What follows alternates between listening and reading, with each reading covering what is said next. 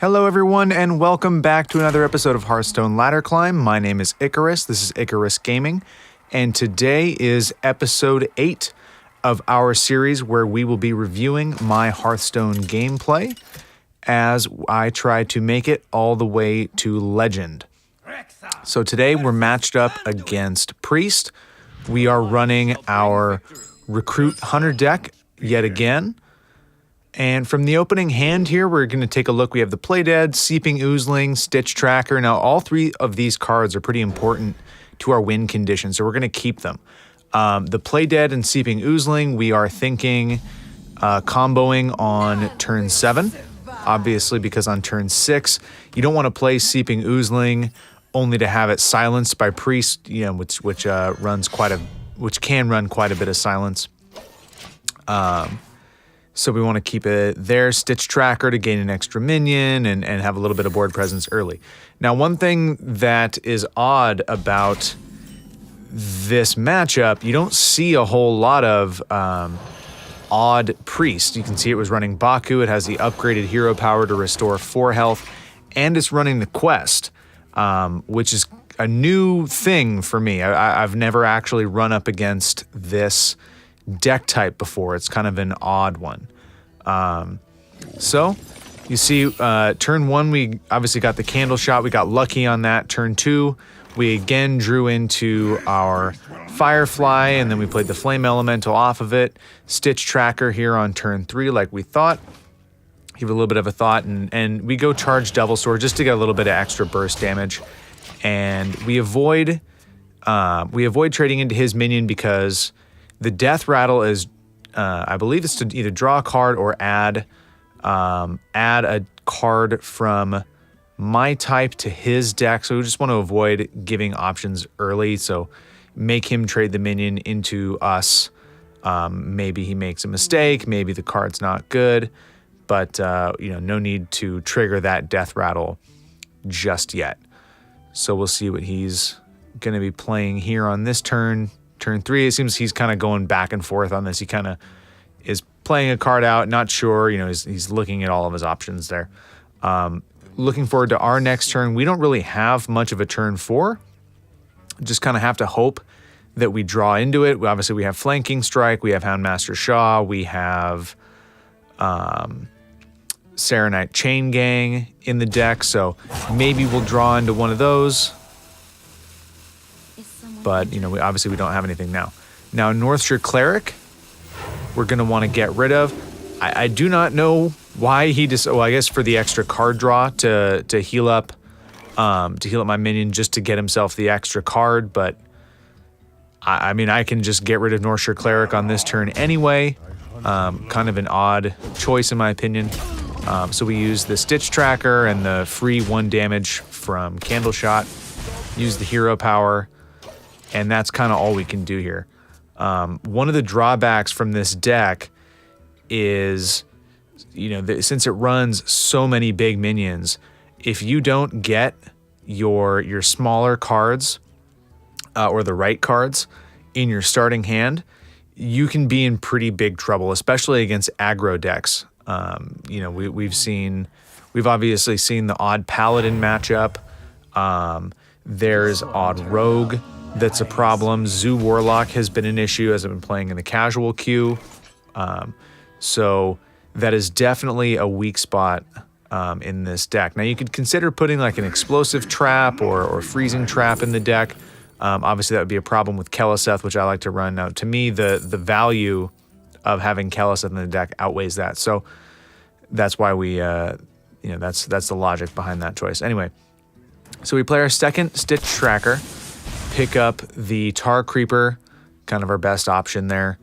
And we kind of have to leave Dorian on the board because if we were to trade all of our minions plus our extra free damage with Candleshot in,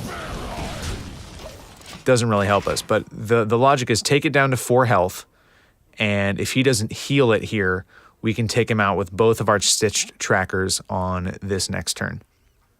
So we're going to wait to see what he does, but next turn, turn 6, we're thinking maybe go Seeping Oozeling, but again, the threat of silence is always there. You definitely don't want to play that thinking you're going to be able to pull a big minion out all of a sudden, and it's just silence and you just have it gone. So the plan will most likely be Tar Creeper, Hero Power, and then it's unfortunate, but you might have a mana left over. And with the Play Dead there, that's kind of our best choice, is just Tar Creeper, Hero Power, and just wait for the next turn. And so we use the extra, we use the 1 free damage on Dorian there, so that if he doesn't heal Dorian, obviously the Tar Creeper would be able to take him out for us. However, that's pretty unlikely. He's almost assuredly going to keep Dorian on the board because of the potential value that you can get. So next turn, we're absolutely thinking Seeping Oozeling and Play Dead. And the spell he would have gotten there is most likely Flanking Strike.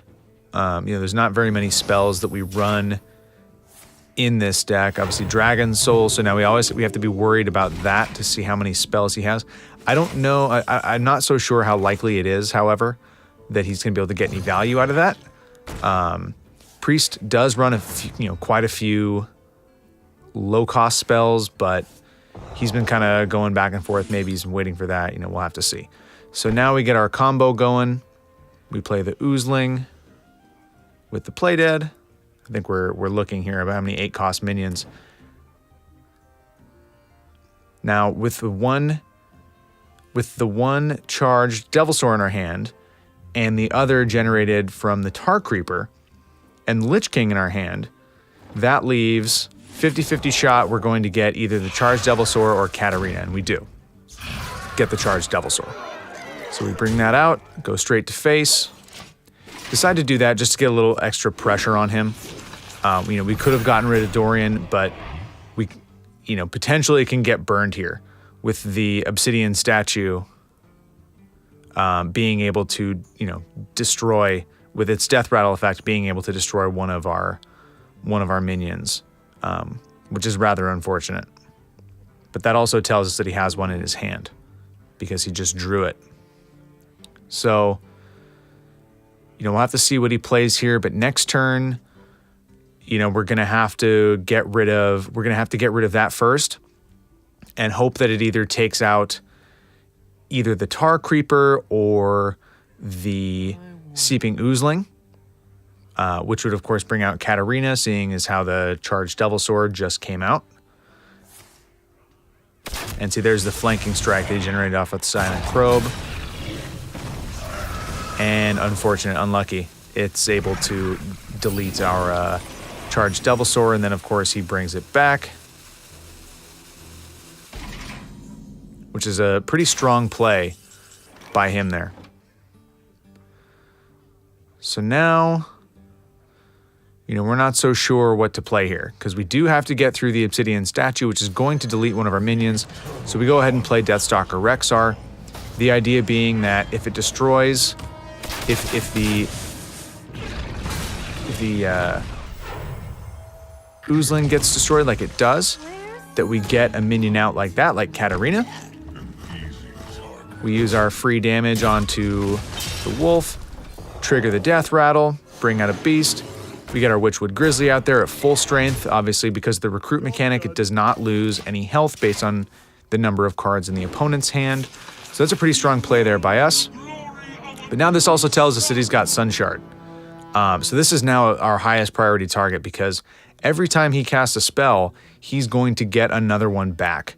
And that randomness and the amount of spells he'll have will feed into his weapon and potentially, start summoning up 5/5 dragons. So that is our priority now, is to take out the Sunshard. And of course, he brings back the Obsidian statue, which is rather annoying.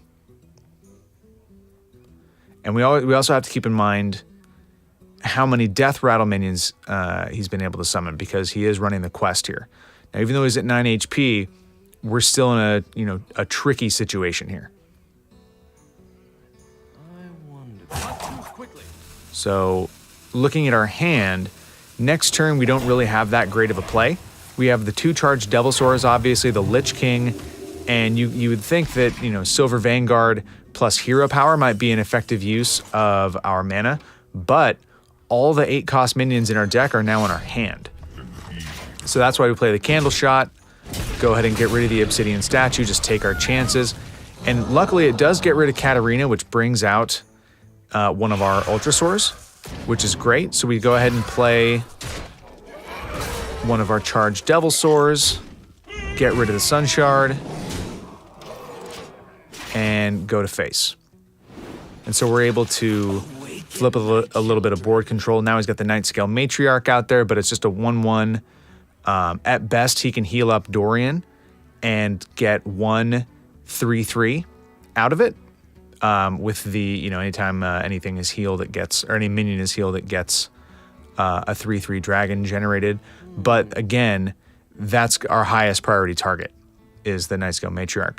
And luckily, since it's 1 HP and we've got Candleshot, we are absolutely thinking that that's going to be, you know, our target as the hero. We can then get rid of Dorian and still go to face. So that's kind of the plan for next turn. As far as playing cards, we can either do Lich King Hero Power, we can do Charged Devilsaur Hero Power. We've got a few options here. Now the Wormguard comes out. He does have a dragon in hand, which grants it, you know, the extra attack plus taunt. And so now, you know, of course, we draw into Keleseth. We still have quite a few minions in the deck.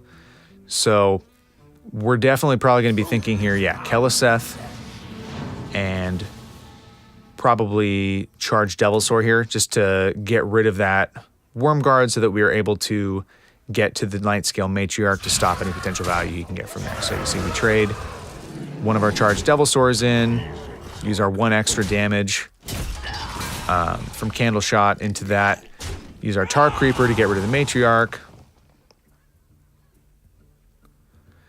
And I believe now on second viewing, yeah, what I would do now is what I do here, is play the Charged Devilsaur into Dalmaster Dorian, use the Ultrasaur to go face. And now, you know, he's got a wide board full of big minions to have to deal with here with only 7 HP. And he just goes ahead and concedes. GG. Well played. Feels good, man. We've got an extra win streak bonus star. Rank 15 with 3 stars. And at the end here, we have another... since this does, I believe, we have an extra card pack that we're going to open here just as a little bonus. We had enough gold left over. So again, another Witchwood pack. I go with the Witchwood packs because I have most of the cards in the collection already. And now I'm just kind of going for the dust rather than the actual cards. And since I have so many, we have those. So we get the Furious Etten, Blood Witch, Arcane Keysmith, Witchwood Apple, Vicious Scalehide. Nothing we haven't seen before, but it's all good. Thanks, guys.